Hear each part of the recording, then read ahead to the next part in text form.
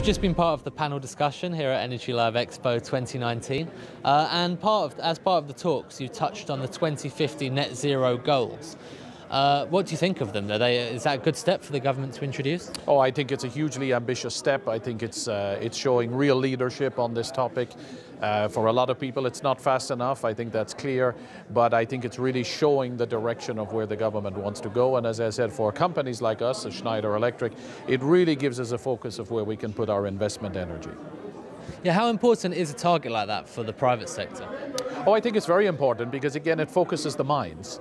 I was saying a little bit on the panel around, if you look back 30 years, would you have predicted we would be at 40% renewables and heading for 70, renewable energy being cheaper than fossil fuel energy? Nobody would have bet on that. So setting these targets, I think, really shows direction, ambition, and what you can do then is you can line up all the resources of the economy around that and people's behavioral change as well. And you were up there with Adam, who's a spokesperson from Extinction Rebellion. Do you think that, is the green movement necessarily compatible with big business? Oh, absolutely. I think big business and the green movement are totally compatible. I think big business goes where there's opportunity. Big business is a force for good. It has to be involved in this transition, in this change, in this climate change. If you look at, there are two things that has happened in the last, let's say, 5 to 7 years that have really accelerated this topic. One is the general public getting on board with the whole concept of climate change, the emergency.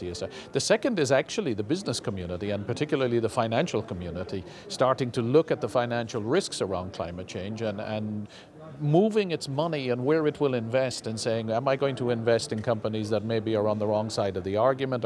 So I think they're totally aligned on that. There may be differences of how it's done and the speed it happens, but I don't see any conflict there. So you're pretty optimistic? I'm extremely optimistic. I ended the panel by saying I'm on the positive side of this story. I think the journey we have traveled in the last 30 years has already shown what can be achieved. I look at it from a technology point of view and say the technologies are there to do it. It's now around awareness, incentives from government, the right regulation to get people to make the right steps, and boosting the use of these technologies. I'm extremely positive. And just a final question. I found one point you made really interesting about the circular economy, how important that is, and basically how everything we use, where it comes from. We've got to be more aware of that. And could you explain that to our viewers? Yeah, sure. I was just making the point that when I learned that as well, or when I was made aware of that, it was an aha moment, that everything we possess, everything we use, everything we consume is either grown in the ground or dug out of the ground and delivered on a truck.